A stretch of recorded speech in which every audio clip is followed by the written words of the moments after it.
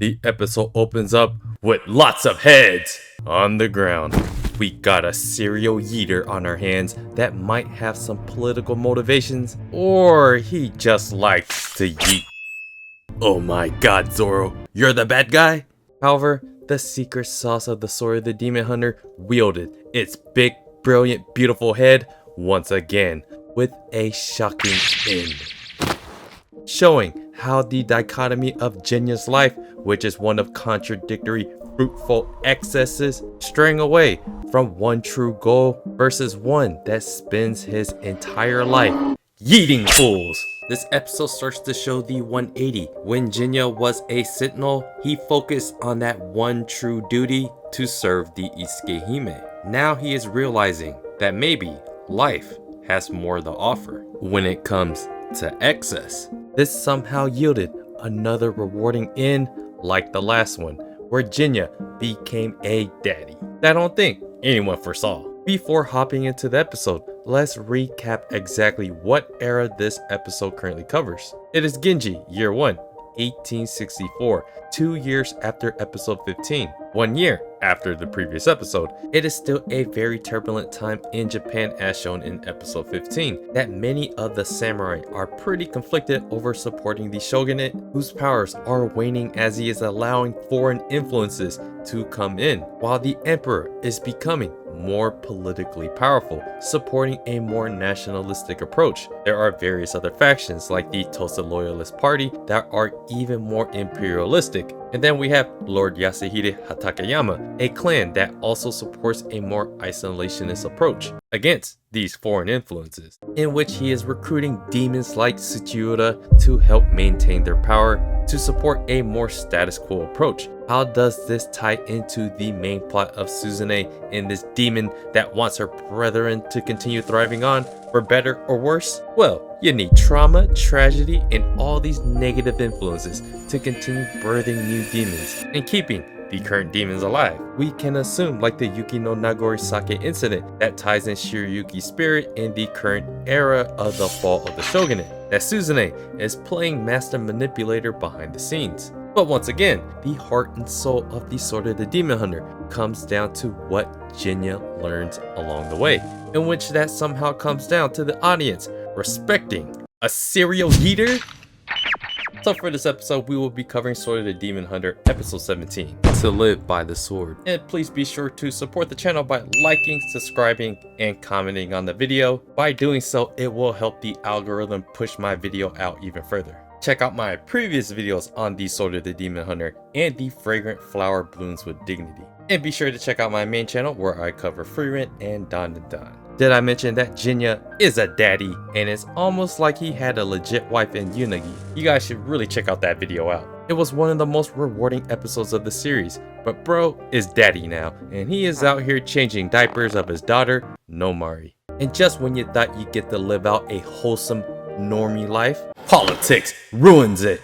Yasuhide Hatakeyama pulls up to the soba shop. With a hidden agenda or not, he asks our famous demon slayer Ronin to slay a powerful lesser demon named Okada Kiichi, who serves under his clan. The problem is that he is one of the strongest samurais around, and he is kind of a serial yeeter that includes women and children like Nomari. No, not the kids. Our boy just got one. It's kinda shady that Hatakeyama doesn't ask his demon follower Tsuchiura to defeat Kiichi, but apparently they are comrades that would make things too conflicting. It's even more shadier that he can get Kiichi to appear at the Edobashi Bridge the next night, and it's up to Genya if he wants to take on this request. Back at Yasuhide's villa, he praises the beauty of the Kadano made sword in front of Tsuchiura and Kiichi. It turns out that Yasuhide commanded him to take out those other samurais that were against the shogunate.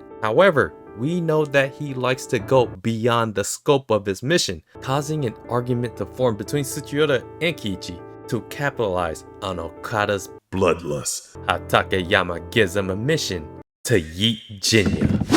Looks like Genya and Ofu continue their special relationship of being in one and not one at the same time, as it looks like Ofu is usually the one that babysits Nomari, while Genya is off slaying demons, just like what the series themes are all about with the passage of time, with Genya and Ofu outliving the human lifespans many times over. Old man Soba Naotsuga is near the end of his. These are the kind of moments like the ones with Yunagi, like with Mosuke, and the separation with Natsu. We are getting the whole experience of Genya's life, with all the relationships that he's built that were and are extremely positive, but unfortunately, just like life and relationships, things come to an end, and a lot of times it is super sad. With old man Soba Naotsuga closing up shop early because of father time, Ofu asks Genya out to go shopping. This naturally leads us to an old symbol of plants or flowers, more specifically the snow willow shrubs that end up surviving through the harsh winters, like how they are going to have to survive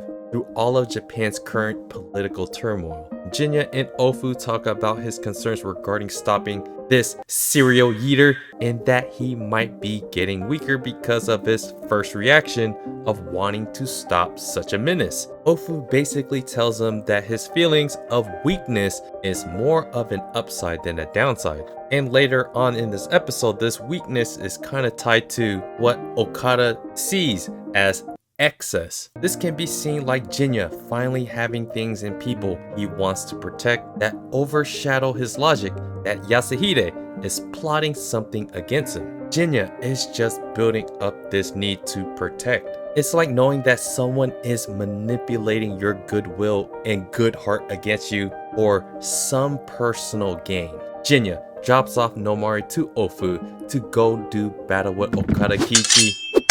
In terms of skills with the sword, Kichi is technically superior, but Genya is so far more physically capable. Genya is perplexed by the fact that Kichi, who likes to mass yeet, fights like he has actually a ton of integrity. A person with this skill set had to endure years of discipline with the sword that no ordinary man would go to that excessive extent to obtain such skill.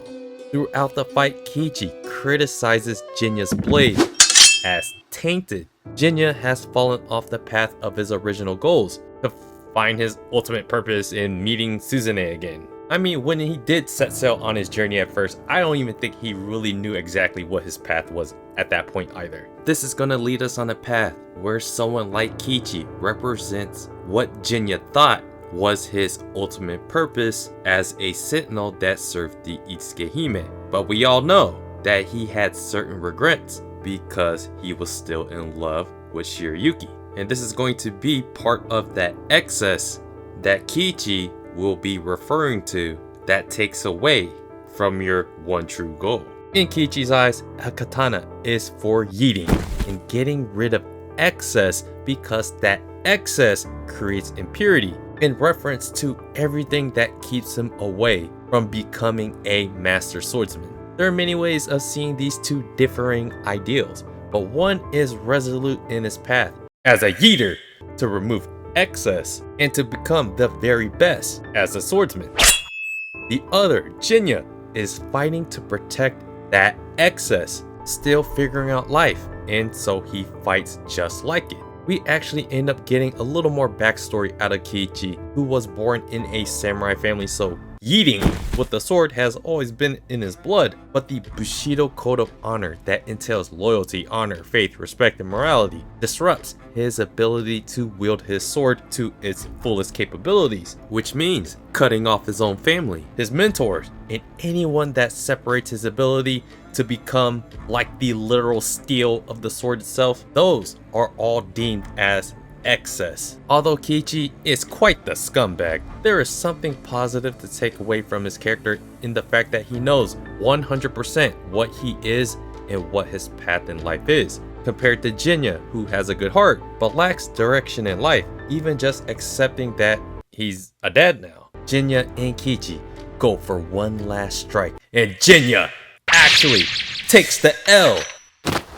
Kichi decides to not fully yeet him, but acknowledges that Genya actually managed to cut him. Being that Genya is a man living a life filled with contradictions, and that Kichi is the one that got rid of everything that stopped them from being the ultimate swordsman, the guy that's living a precarious path in life, like Genya, that guy, still managed to hurt Kichi. So this is kind of a mind-blowing revelation for someone like Kichi. And narratively, it does make a ton of sense for someone like him to allow Genya to live. This is not something I would usually say when a villain just lets the hero off, because plot armor. His whole doctrine in life is being questioned by Genya's existence, of how skillful he still ended up being. And it also makes a ton of sense to have a rival that can improve your swordsmanship. So Genya just ends up being a guy that Kichi finds infatuation with, that later on we're gonna find out what Genya's ultimate answer would be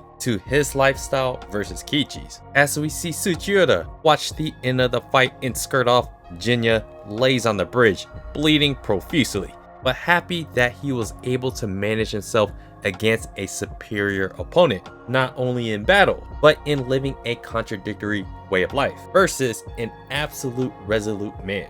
And so out of the blue, it fast forwards us all the way from it being Genji year 1, 1864 to Heisei year 21, 2009, where Miyaka is off to her baito to get to some stocking of a store. Kaoru and Genya walk into her store to say hello, and Himekawa and Miyaka seem slightly annoyed that these two seem pretty close. Asagao Kaoru blatantly points out that they've actually known each other for over 100 years, in which you can't just throw that out there and just pretend like that's not a big deal. And guess who the store manager is? The serial yeeter! Okada Kichi. My, looks like our boy Genya proved this point that all of that excess that includes loved ones, loyalty, honor, faith, respect, and morality, all of that excess that Genya had to carry on forward actually helped them into modern times. Maybe not like in making him physically stronger, but maybe living out a more fulfilling life. Genya actually admires the purity of the notion that Kichi can just focus on that one very thing to be successful in. It's almost like how he once was when he was the sentinel for Shiryuki. But as we found out with the illusion with Unagi, he kinda regretted not going after that family aspect with Shiryuki. But one can't deny that the other things can result positively on one's path. And the answer he ends up telling Kichi is the fact that he is okay with the sword being a bit dull, so he doesn't end up slashing everyone like you, dude. Being able to bounce back between timelines is totally a storytelling hacks. Like the previous episode with Unagi that provided us a heartfelt end, this episode surprisingly once again did the same thing. It is kind of questionable that Kichi is still alive and just walking around, but I guess I have to just trust Genya on this one as being the better judge of character. That maybe Kichi isn't necessarily the menace to society that he was propped up to be. Like in the previous episode, the overall message of the Sword of the Demon Hunter is one of life's shared experiences as we cross paths with different kinds of people, build incredible bonds with, and take away something valuable from each individual person.